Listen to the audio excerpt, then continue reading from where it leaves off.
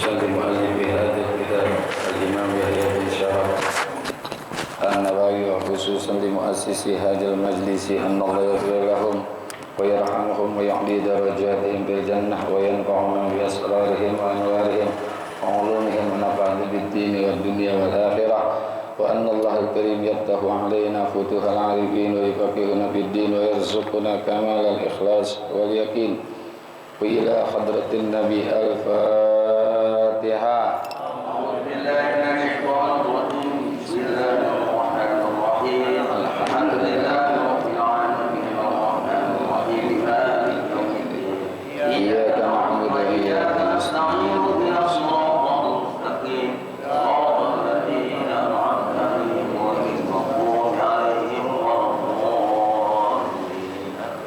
Sekali lagi kita baca Fatihah. Mudah-mudahan berkah surat Al-Fatihah Allah ampunin segala dosa-dosa kita, dosa kedua orang tua kita.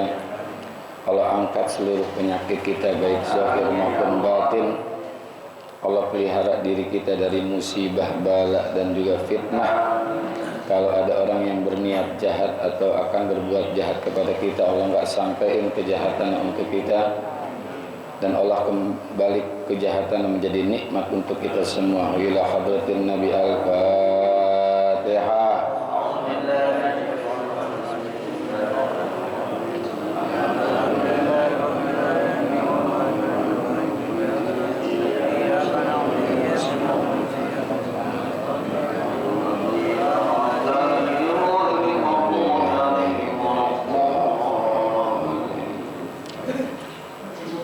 Ya Rabbi bil Mustafa balligh maqasidana waghfir lana ma madha ya wasi'al karami ya Rabbi bil Mustafa balligh maqasidana waghfir lana ma madha ya wasi'al karami ya Rabbi hayyi lana min amrina rashada waj'al ma'unatakal husna lana madada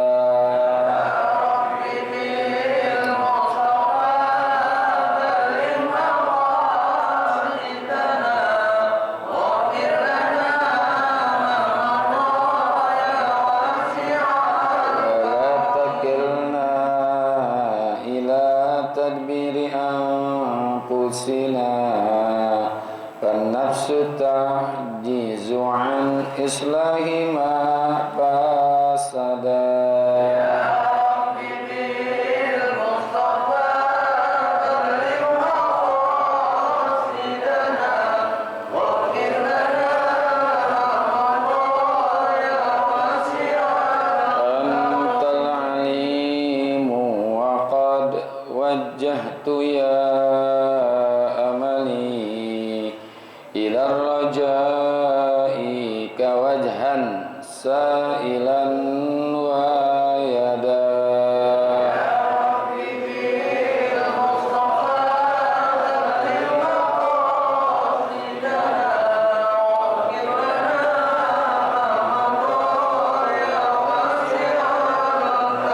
walirrajai thawabun anta faj'al thawabi dawa masitri li abada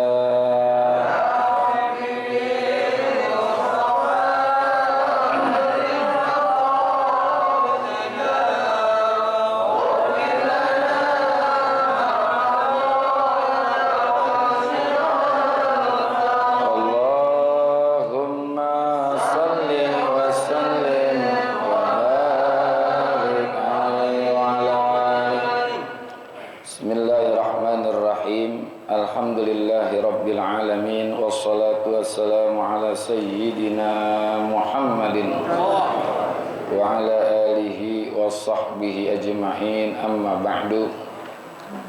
Ma'asyiral muslimin wal muslimat, hadirin bapak, ibu-ibu jamaah Majelis Taklim Ukhuwah Islamiyah yang semoga semua dimuliakan Allah Subhanahu wa taala.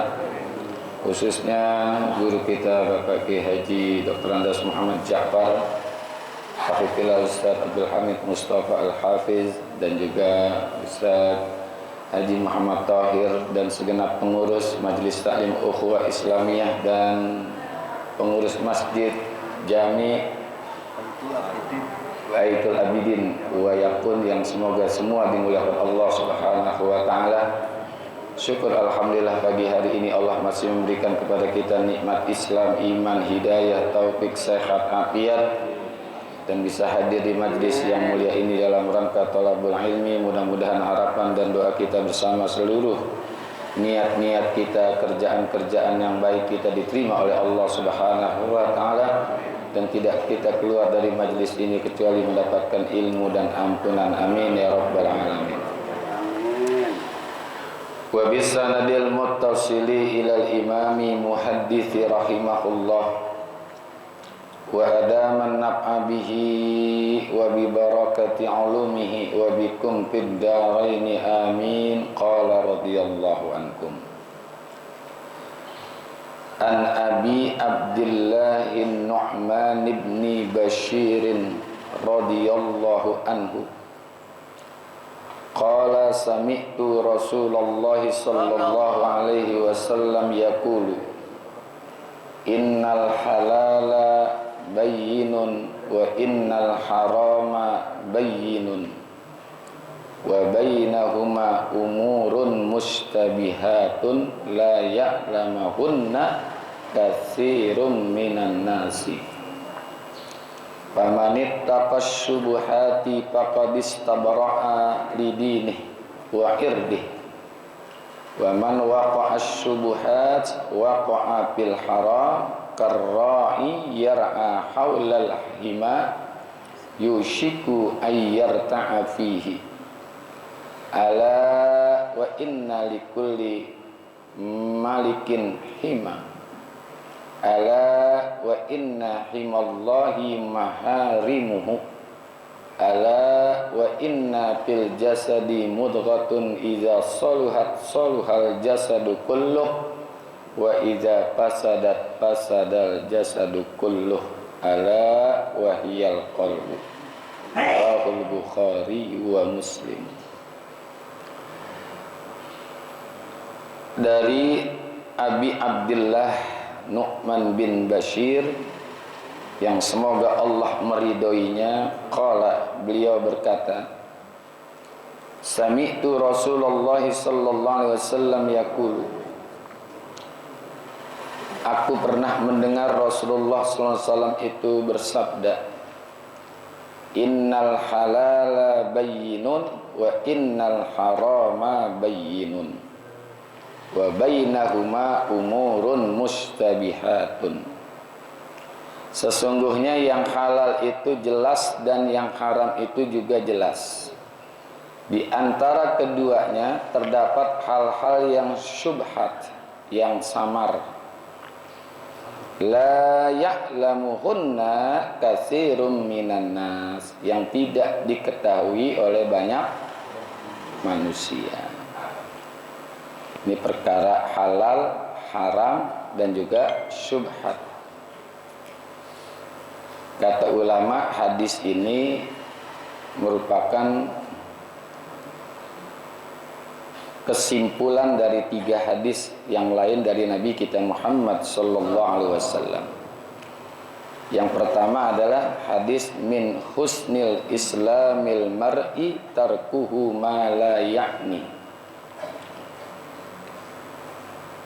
Di antara kebaikan Islam seseorang itu adalah meninggalkan sesuatu yang tidak ada artinya bagi dirinya, yang tidak ada manfaat buat dirinya. Itu yang pertama kata ulama.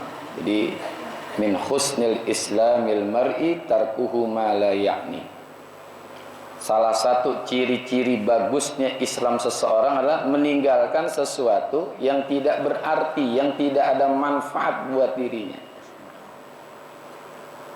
Haram itu kan nggak ada manfaatnya. Yang pertama tuh, ya. Yang kedua, la yu'minu ahadukum hatta yuhibba li akhihi ma yuhibbu li nafsihi. Hadis yang kedua adalah tidak beriman salah seorang di antara kalian sehingga dia mencintai saudaranya apa yang ia cintai bagi dirinya sendiri. Melakukan yang haram terhadap orang lain kan ngerugiin orang. Maka mencintai orang itu juga seperti kita mencintai dirinya sendiri. Yang terakhir, izhad fid dunya yuhibbukallah wazhad fi aidin nas fi ma aidin nas yuhibbukan nas. Zuhudlah olehmu, kalau ingin dicintai Allah, zuhudlah olehmu di dunia, yuhibbukallah, niscaya Allah akan mencintaimu. Wazhad fi ma aidin nas, dan zuhudlah terhadap apa yang ada di tangan manusia, yuhibbukan nas, niscaya manusia itu akan mencintai dirimu. Jadi ini konklusi kumpulan dari 3 hadis adanya di dalam hadis ini. Ini berbicara tentang halal, tentang haram. Di dalam hidup ini ada aturan hidup. Ada rambu-rambu di dalam hidup. Karena setiap tempat, setiap lokasi pasti ada aturan-aturannya. Di masjid, di pasar, di kantor, di mana aja tuh, di jalan aja ada aturan-aturan itu. Rambu-rambu, ada lampu hijau, ada lampu kuning, ada lampu merah. Kalau hijau boleh jalan, kuning tar dulu, baik-baik. Merah jangan jalan tuh kalau merah. Ini bukan partai, ini bukan ya, lampu merah nih, lampu merah nih ya. Lampu merah. Jadi kalau hijau tuh silakan jalan. Tapi kalau kuda kuning, nah ini hati-hati nih, syubhat nih. Syubhat, kuning ini syubhat. Kalau jalan baik-baik, takutnya di sana udah keburu merah, nanti ditabrakan. Hijau, ya jangan jalan, berhenti. Ini aturan di dalam perjalanan, ya kan? Ada tanda stop, ada tanda P, boleh parkir, nggak boleh berhenti. Ya, itu aturan. Semua dalam lini kehidupan kita ini nggak lepas daripada aturan. Jadi nggak kayak di hutan bebas, ya, nggak bebas. Ini ada aturannya. Di masjid aja ada yang dibolehkan, ada yang nggak dibolehkan. Ada kan aturan, jangan tidur di masjid. Nah, ada nggak tuh? Jangan tidur di masjid. Itu kan aturan itu. Nah, setiap aturan-aturan di dalam hidup itu, apalagi aturan Allah, yang sumbernya dari zat yang maha mulia, yang maha tinggi, maha mengetahui, pasti ada hal-hal yang manfaat apabila dilakukan, ada yang mudarat apabila dilakukan. Kalau yang halal pasti mendatangkan manfaat, ya. Kalau yang haram dilakukan pasti akan mendatangkan mudarat, gitu. Halal haram jelas, ya, bayyinun. Nah, makna bayinun di sini udah ada keterangannya di dalam Al-Qur'an. Makan, nih yang halal-halal nih pasti ada manfaatnya. Yang haram juga dijelaskan pasti ada mudaratnya. Makanya kata Roma Irama, kenapa? Nah, jangan diterusin udah.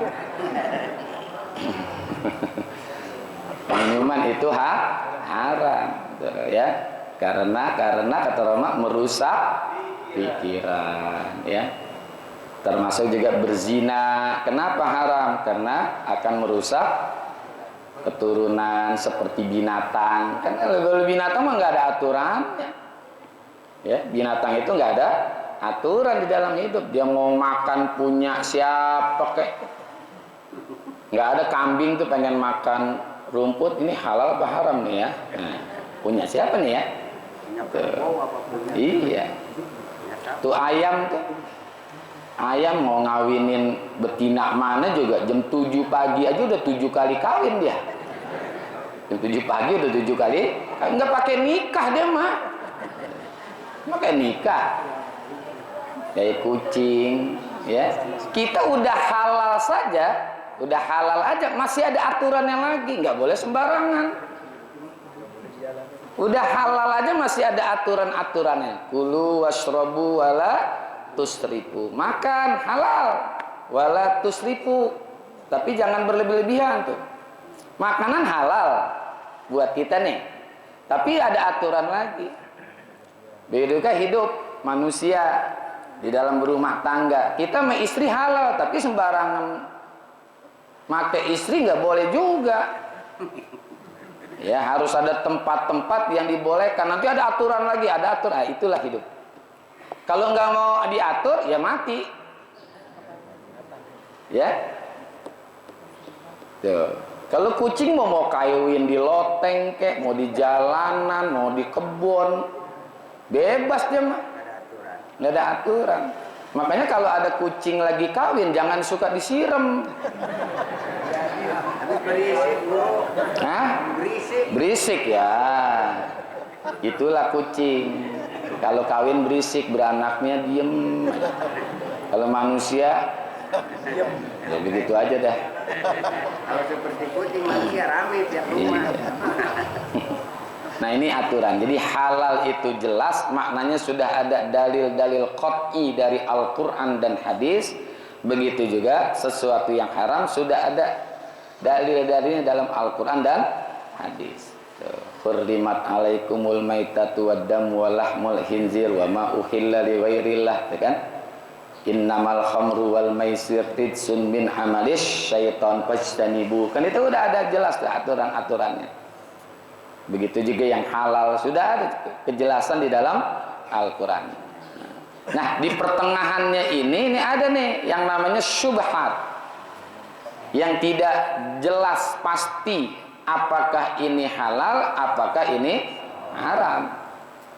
Ya, maka di dalam fikih ada nikah syubhat, ada nikah syubhat yang kurang lengkap daripada syarat dan rukunnya. Itu nikah syubhat itu termasuk. Ya, ada nikah haram. Nikah kan halal tuh, nikah itu halal nggak? Halal, tapi bisa jadi haram. Misalnya menikahi perempuan yang belum habis masa iddah, ya, yang belum habis masa iddah, ya. Termasuk cerai itu juga halal. Cerai itu kan halal. Abghadul halali indallahi at-talaq. Tapi bisa jadi haram. Kapan? Ketika menceraikan istri dalam kondisi haid. Nah, dalam kondisi haid, nggak boleh. Kecuali kalau yang istrinya maksain diri, itu juga bukan namanya cerai, tapi khulu namanya. Khulu itu permintaan si istri untuk diceraikan oleh suaminya dengan membayar iwad, denda. Udah bang, ceraiin saya aja dah bang. Gitu. Tapi tetap yang menceraikan itu adalah suaminya. Kalau istri itu nggak ada hak menceraikan. Kalau istri ada hak menceraikan, banyak duda. Nggak ada hak aja minta cerai melulu. Beneran nggak bu? Saya nggak tanya bapak-bapak, ibu saya mah. Iya, makanya dia namanya khulu. Ya, khulu itu dia bayar kepada istrinya, tapi menurut ulama nggak boleh lebih besar daripada mas kawin. Bayarannya gitu, iwatnya nggak boleh lebih besar daripada itu. Yang halal masih diatur lagi. Sesuatu yang dibolehkan aja ada aturannya lagi, ada aturannya lagi. Ya itulah hidup. Berat banget hidup nih begini. Karena setiap sesuatu yang halal dilakukan oleh seseorang pasti ada manfaat. Nggak mungkin Allah memberikan perintah ini boleh, ini enggak, tanpa ada manfaat, tanpa ada mudarat. Pasti tuh. Ya. Nah kayak kita nuntut ilmu, ini wajib ini kan? Hukumnya wajib nggak? Ada manfaat nggak? Itu pasti ada. Jadi nggak mungkin orang yang berakal sehat itu tidak menerima